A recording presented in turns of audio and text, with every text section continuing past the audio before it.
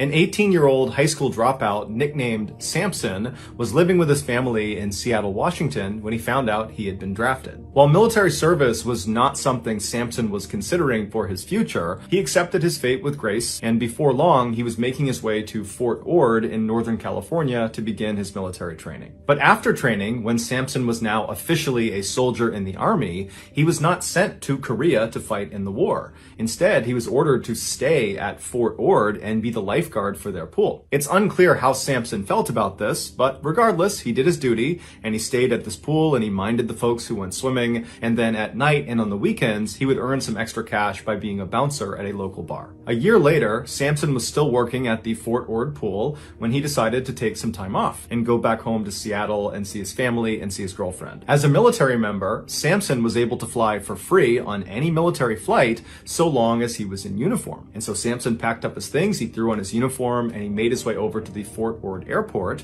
where he hopped on a small military plane and he flew to Seattle. A few days later, on September 30th, 1951, Samson said goodbye to his family and to his girlfriend, and then he put his uniform back on and made his way to the Seattle airport. When he got there, he saw there was only one military plane that was flying from Seattle all the way down to Fort Ord, and this plane was a World War II era dive bomber that only had enough space for one person, the pilot. Samson had to get back to Fort Ord that night because the following day he had work, and in the army you can't just not show up for work. But Samson didn't have enough money to buy a civilian plane ticket to take a civilian flight down to Fort Ord. So he was in a tough spot.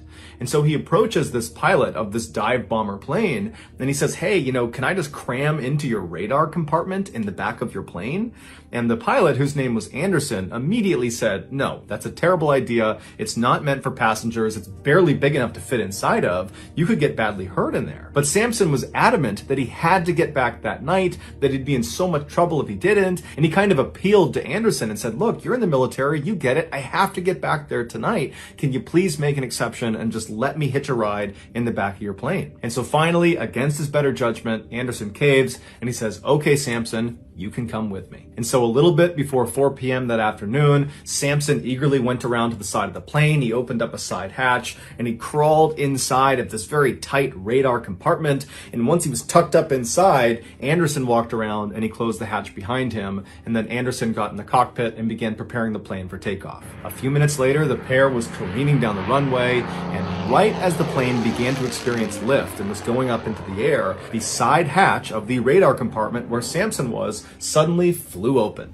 The big issue with this now open door in the radar compartment was not that Samson, like in the movies, would get sucked out this door out to his death, although if he wasn't careful, he totally could fall out of the door. No, the real problem with this now open door had to do with oxygen levels. At their cruising altitude, where the majority of their flight would be spent, there wasn't enough oxygen in the air to sustain human life. And so as soon as Anderson powered up that plane and began preparing it for takeoff, he began pumping oxygen into the cockpit and also into the radar compartment space. This is done specifically to compensate for the lack of oxygen up at that cruising altitude. But with Samson's door now wide open, all that extra oxygen that was coming into that space to keep him alive is now just being sucked right out the door into the atmosphere, which meant if Samson couldn't find a way to shut that door, he would eventually pass out and suffocate to death. Samson, who was fully aware of this fact, immediately jumped into action by anchoring his feet and legs around the stanchion in the middle of this compartment space, and once he was fairly secure, he began extending his upper body out of the plane to try to grab onto the handle to try to shut it.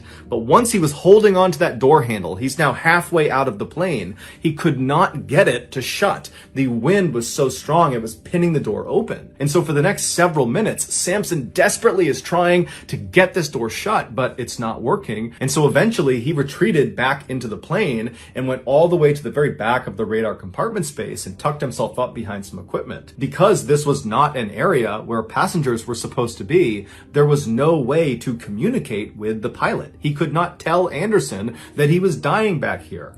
And so he just sat there and prayed. While Samson was dealing with this open door crisis, Anderson was dealing with a crisis of his own. At some point after takeoff, he looked down at his gauges and he realized a terrible mistake had been made.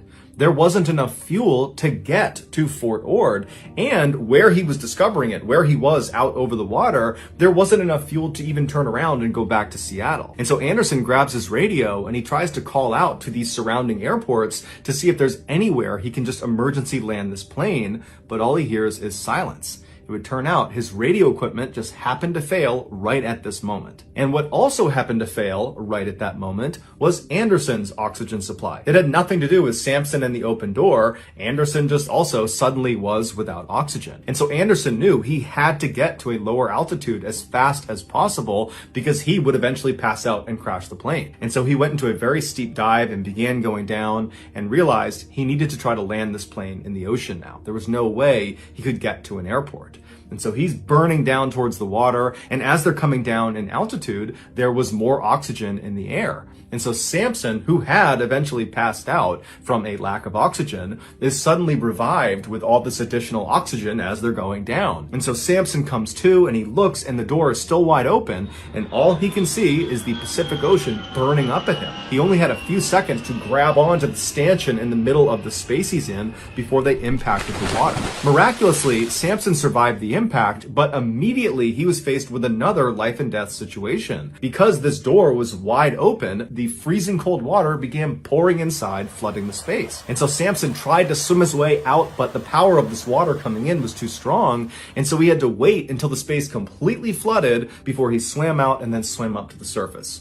Once he got to the surface, he's looking around and the water's incredibly choppy and it's very foggy. He can barely see anything. And he's looking around for Anderson, not really sure what happened to him, and he looks down the plane towards the front of the plane and he sees Anderson climbing out of the cockpit. He looks badly beaten up, but he's alive. He's okay. And so Sampson yells to him and the two men link up and they're able to pull two life rafts out of the plane. And so both men, they get into each of their rafts right as this plane sinks down below the surface. And so Anderson and Sampson begin looking around wondering what they're going to do, but it's so foggy they can't see land in any direction. They can barely see 10 feet away from themselves. And so Anderson thought they landed maybe 2 or 3 miles off the coast of California, but they weren't really sure. So Anderson pulled out his compass, he looked east and said, let's just start paddling. The men had crashed about 2 miles off the coast of Point Reyes, California, which is this big protected shoreline that's about 150 miles north of Fort Ord. And this particular stretch of water that these two men had found themselves in was a known breeding ground for great white sharks. So the two men, they got their compass and they're trying to swim as fast as they can to the east, but they're not seeing any land. The fog hasn't let up at all. And then eventually it got dark. And as soon as it got dark, the water got choppier and choppier until at one point, Sampson actually was launched out of his raft into the water. He turned around and saw his raft, but it was being pulled away by a current faster than he could swim to it.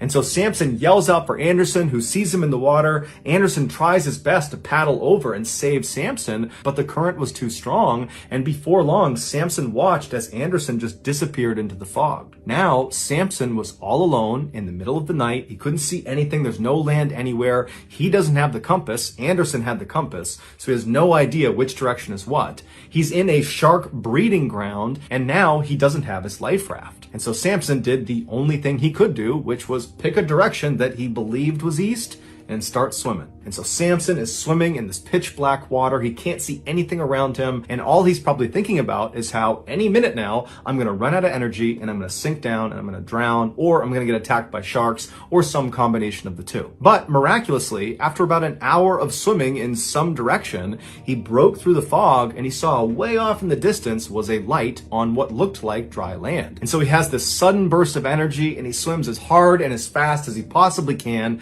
A couple of times he gets pulled under by rip currents and he nearly drowns, but eventually he gets to the sandy shores of Point Reyes. It's believed he swam approximately 1 or 2 miles after being dumped out of the boat. As he was pulling himself out of the water and collapsed on the beach, he had given everything to that swim. Had he been in the water for even a few more minutes, it's very likely he would have drowned. Unable to stand from pure exhaustion, Sampson just began slowly crawling up the beach towards this light he had seen as he was swimming. And it would turn out this light was on the outside of this building that was owned by a radio station. And so Sampson is crawling and periodically puking out seawater. And finally, after about 30 or 45 minutes, he gets to the steps of this building. He crawls up the steps and he pounds on the door. And by this point, he's hypothermic, he's in shock. He's about to die if he doesn't get any help. And luckily, there's someone inside of this building. They open it up, they see Samson. They don't know what's going on, but they pick him up, they pull him inside, they wrap him in a blanket, and they try to ask him, what happened? What's going on? Why are you here? But Samson was too cold to even speak, so he just sat there and shook. And so finally, this employee just called the Coast Guard that had a station very close to where they were. And a few minutes later, the Coast Guard shows up, they take Samson, and they rush him to their station house where they were able to give him medical treatment, which saved his life. It was also at this Coast Guard station where Samson was reunited with Anderson, who had also managed to make his way to shore alive. Samson would go on to serve for 2 more years in the Army. The entire time was spent as a lifeguard at the Fort Ord Pool. Then in 1953, after the Korean War ended, Samson's mandatory service came to an end and he was honorably discharged. Samson would go on to become one of the most successful and well-known actors and producers of all time. He has won hundreds of big awards, including 4 Academy Awards and 4 Golden Globe Awards. Samson's real name is Clint Eastwood.